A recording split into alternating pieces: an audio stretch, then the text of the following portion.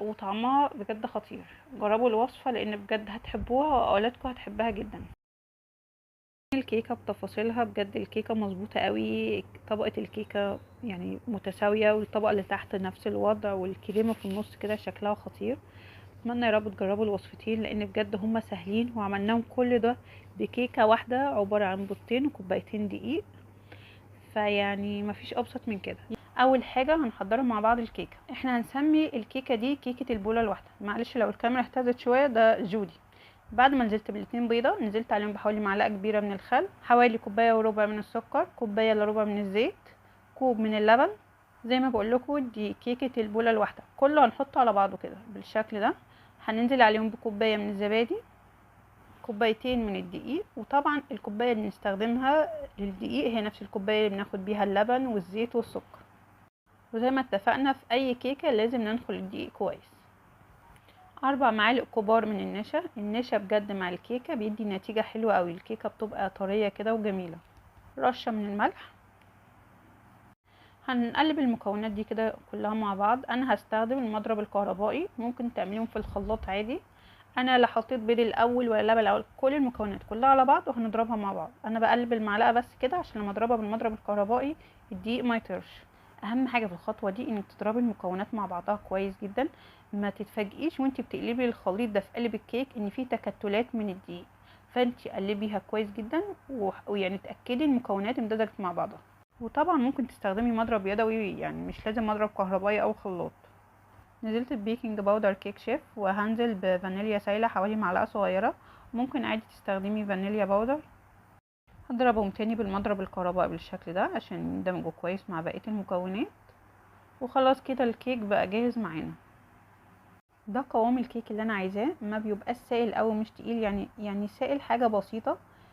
بيديك القوام ده كيكه طريه جدا. جبت القالب اللي هسوي فيه الكيك ودهنته بالزبده كويس جدا. تخبطي قالب الكيك خبطتين كده عشان تبقى الكيكه كلها سوا واحد، وبتعملي برضو بالعصايه خلة السنان بالشكل ده عشان لو في اي هوا زياده يخرج. في فرن ساخن مسبقا على درجه حراره 170 بتحطي الكيكه في الرف الاوسط، تاخد حوالي من 40 دقيقه ل 45 دقيقه سوا. لو تلاحظوا لما بندهن القالب زبده بتساعد ان الجوانب بتاع الكيكه بتسيب، يعني بالشكل ده ما بتبقاش لازقه. هنسيب الكيكه تبرد عشان انا عايزه اقسم الكيكه نصين. تقطيع الكيكه بعد ما بتبرد بيبقى اسهل، وهي سخنه ممكن الكيكه تتقطع معاكي.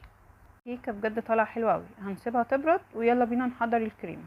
معايا كيلو من اللبن. انا جايبه باكت مهلبيه كده بالفراوله. هو كاتبين على الباكت من بره ان هو بياخد كيلو من اللبن. احنا طبعا شغالين كل ده على البارد، لسه مش هنحطها على النار غير لما نخلص يعني اضافه كل المكونات. نزلت بنص كوب من السكر، وممكن تزودي او تقللي السكر حسب الرغبه، يعني ممكن تدوقي كده لو حسيتي ان هي محتاجه سكر كمان زودي. لو عندك قشطه حطيها هتديكي قوام كريمي اكتر، بتخلي المهلبيه طعمها حلو جدا. طبعا مع التقليب المستمر عشان المكونات تندمج مع بعضها كويس جدا. هنضيف معلقه من النشا عشان تبقى المهلبيه متماسكه اكتر. هنقلب المكونات مع بعضها كويس جدا وبعد كده نرفعها على النار، واول ما تبتدي تتقل معاكي هتقفلي عليها النار. الكيكه بعد ما بردت هقطعها بالشكل ده، هقطعها نصين. الكيكه بجد طالعه طريه جدا، يعني احنا مش هنحتاج ان احنا نسقيها بحاجه، هي مش محتاجه اصلا. الكيكه اللي احنا هنعملها دلوقتي هنستخدم النص الاولاني بس ده، والنص التاني هقول لكم هنعمل بيه ايه. هلف الكيكه بالرول البلاستيك ده، لو مش عندك مش مشكله. وعلى فكره ممكن تستخدموا يعني قالب للكيك اكبر من كده، انا استخدمت قالب مقاس 25، وما تحتاجوش انكم تقسموا الكيكه، او تستخدموا مثلا لو قالب صغير نص مقدار الكيكه اللي انا عملته. هضيف بسكوت بالشكل ده. بصي بقى الحاجات دي كلها اضافيه، يعني شوفي انتي حابه ايه، يعني ممكن مثلا المهلبيه دي تبدليها بايس كريم، تبدليها مثلا بكريمه بس. هبتدي انزل بالمهلبيه. ما تنزليش بالمهلبيه وهي بارده، يعني وهي سخنه شويه هتبقى كريميه بالشكل ده، وهتقدر ان هي تعرفي تشكليها براحتك، هتبقى كلها سوا واحد. لو حسيت ان هي مش متساويه قوي حاولي تسويها بالشكل ده. هنسيب الكيكه في التلاجة لمده ساعتين لحد ما المهلبيه تتماسك خالص، بس قبل ما نحطها في التلاجة هنغطيها بكيس بلاستيك بالشكل ده. لحد ما الكيكه تبرد يلا نجهز طبقه الجيلي. هو باكت الجيلي الواحد بياخد كوبايتين من الميه. انا هستخدم 2 باكت بس، هستخدم 3 كوبايات ميه بس. استخدمت كوبايتين ميه سخنه وهنزل عليهم بميه ساقعه. انا بقلل كميه الميه عن المكتوبه على العبوه عشان يبقى الجيلي متماسك اكتر. بس قبل ما تضيف الميه البارده اتاكدي ان الجيلي داب خالص مع الميه السخنه. خلاص اتاكدت ان الجيلي داب خالص، انزلي بكوبايه ميه، يا ريت تبقى ميه ساقعه يعني ميه مثلجه، هتساعد ان الجيلي يبرد معاكي اسرع. بمعلقه هتشيلي فقاعات الهواء بالشكل ده او الريم اللي بيبقى فوق الجيلي ده عشان الجيلي كله يبقى لون واحد، ميه واحده. وقبل ما نضيف الجيلي على الكيكه لازم نتاكد انه بقى بارد جدا عشان ما يبوظش اللي احنا عملناه، لان احنا لو كان سخن هينزل هيسيح الطبقه اللي تحتيها وكله هيدخل في بعضه. دي الكيكه بعد ما بردت معانا. على فكره لون المهلبيه مظلوم شويه، هو اغمق من كده، الكاميرا ظالمه اللون. هنبتدي ننزل بطبقه الجيلي، بس ما تنزليش بالجيلي مره واحده على المهلبيه، وحطي معلقه بالشكل ده، لان لو نزلتي بالجيلي على المهلبيه مره واحده ممكن يبوظلك شكل المهلبيه. الجيلي هينزل على الكيك هيعمل طبقه من فوق وهيخلي الكيكه نفسها كلها كده متحوطه بالجيلي، هتشوفوها في الاخر عامله ازاي. انتوا ممكن تسيبوا الكيكه دي في التلاجة مش اقل من 6 ساعات لان الجيلي بيغيب، او في الفريزر بقى حوالي ساعتين 3. ده شكل الكيكه. بصراحه ده كان تاني يوم لان انا عملتها متاخر، فسبتها بقى في التلاجة لحد تاني يوم. طبعا الكيكه دي ممكن تتعمل في اي قالب، مش لازم القوالب اللي بتتفتح، انا بس يعني حابه اوريها لكم من كل ناحيه هتبقى عامله ازاي. واللي ساعدني طبعا الرول البلاستيك ده، ما خلاش الكيكه تلزق في القالب. شايفين البسكوت لما داب من الجيلي عمل طبقه عليه ازاي؟ بجد شكل الكيكه خطيره. الكيكه لونها تحفه، انا اصلا من عشاق اللون الاحمر. انتي ممكن تستبدلي جيلي الفراوله طبعا باي جيلي تاني، بس طبعا جيلي الفراوله هيبقى متماشي اكتر مع مهلبية الفراوله. شايفين الكيكه عامله ازاي؟ بجد تحفه، واخده طبقه كيكه، طبقه مهلبيه، طبقه جيلي، غير البسكوت اللي حواليها كده. والجيلي كده زي ما يكون نزل من الجوانب خلى الكيكه من تحت كده جزء منها لونه احمر. لا وطعمها بجد خطير. جربوا الوصفه لان بجد هتحبوها واولادكم هتحبها جدا، في الصيف وفي الحر ده هتبقى حلوه جدا. طبعا زمانكم بتسالوا بقيه الكيكه هنعمل بيه ايه؟ لا ده احنا هنعمل بيه بقى شغل عالي. انسوا الكيكه دي بقى ويلا بينا نشوف بقيه الكيكه هنعمل بيه ايه. بس الاول عايزه احضر كريمه. معايا كوب من الكريمه عليه كوب من الميه المثلجه. هنضرب الكريمه بالمضرب الكهربائي لحد ما القوام يبقى تقيل معايا. خطوه اضافيه، انت لو عايزه تسيبي الكريمه بيضه عادي، انا عندي لون طعام كده لونه احمر حبيت اضيفه، عايزه تضيفي كاكاو خام زي ما تحبي. هندي الكريمه ضربه. شايفين اللون ده؟ لونها خطير. انتي ممكن تلعبي في لون الكريمه زي ما تحبي، بس اهم حاجه الالوان اللي تستخدميها تبقى الوان طبيعيه. في بوله هجيب بقيه الكيكه اللي هو الجزء اللي فوق وقطعته قطع صغيره، معلش الجزء ده كنت فاكراه بتصور ما تصورش. ونزلت عليه بحوالي 3 معالق كده من الكريمه، وبايدي بقى بالشكل ده. عايزه الكيكه تبقى واخده اللون ويعني تبقى كانها كيكه بالكريمه، وبايدك بقى اعجني بالشكل ده. طبعا زمانكم بتقولوا ايه اللي هي بتعمله ده، بس هتشوفوا النتيجه ان شاء الله هتعجبكم. وطبعا الفكره دي تنفع باي كيكه عندك، باي بواقي كيك هتبقى تمشي يعني. بعد ما الكيكه كلها بقت معاكي بالشكل ده، هاتي بوله ازاز، بوله بلاستيك، اي بوله عندك. اهم حاجه البطانيه، بكيس تلاجة، رول ستريتش، اي حاجه يعني المتاح عندك. وتبتدي بقى تحطي العجينه بالشكل ده وتخلي الكيكه تاخد شكل البوله. وحاولي وانتي بتفرديها الكيكه كلها تبقى سوا واحد عشان ما تبقاش حته اطول من حته. زي ما انتوا شايفين انا بحاول اسويها عشان تبقى كلها سوا واحد.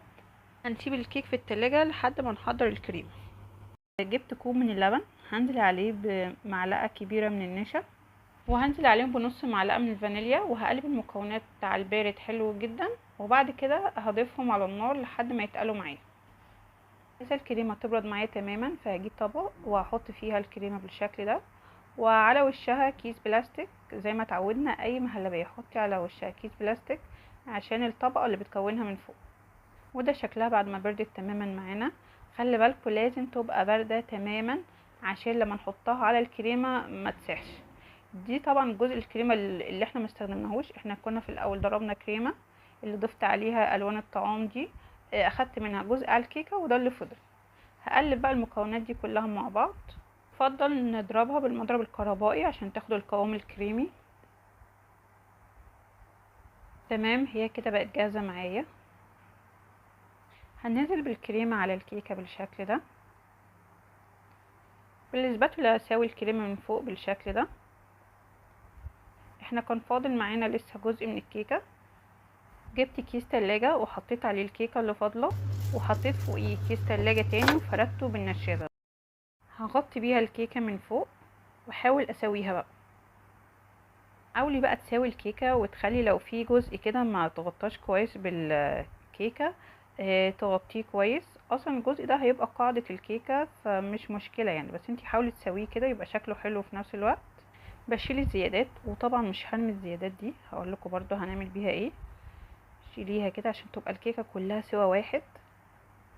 انا الزيادات دي هاخدها وبرضو هفردها بالنشابة على كيس تلاجة، وارجع احطها تاني من فوق، لان انا حاسة ان الطبقة اللي تحت دي خفيفة شوية. بعد ما تساويها كويس جدا الكيكة، هتغطيها برول ستريتش وتسيبيها في الفريزر لمدة حوالي 3 ساعات. يعني يفضل الكيكة دي تتحط في الفريزر مش في التلاجة، لانها كيكة ايس كريم. لو سبتيها في التلاجة مش هتديكي الشكل والقوام اللي احنا عايزينه. هتبقى الكريمة من جوه سايحة شوية، لكن في الفريزر الكريمة هتبقى متماسكة، وبجد هتاكلي احلى كيكة ايس كريم. ده شكل الكيكة بعد ما سبتها في الفريزر. انا بصراحة خرجتها من الفريزر تاني يوم لان كنت عاملاها متأخر، فسبتها براحتها بقى في الفريزر. هقلبها على الطبق بالشكل ده. الكيكة دي بجد لما بتتعمل بتبسط اللي بياكلها قوي، بيبقى شكلها خطير، وخاصة الاولاد كانوا مبسوطين بيها جدا. طبعا ده شكل الكيكة. والكيكة دي عملوها معاملة الايس كريم، يعني انتوا خرجتوها قطعتوا واكلتوا منها اللي اكلتوه، الباقي شيلوه في الفريزر تاني، لان في التلاجة الكريمة هتسيح مش هتبقى محتفظة بنفس الشكل ده. شايفين الكيكة بتفاصيلها؟ بجد الكيكة مظبوطة قوي، طبقة الكيكة يعني متساوية، والطبقة اللي تحت نفس الوضع، والكريمة في النص كده شكلها خطير. اتمنى يا رب تجربوا الوصفتين، لان بجد هما سهلين وعملناهم كل ده بكيكة واحدة عبارة عن بيضتين وكوبايتين دقيق. فيعني مفيش ابسط من كده. يا ريت تقولوا لي رايكم في التعليقات، ولو في اي تعليق او ملاحظه على حاجه قولوا لي عليها، وشكرا.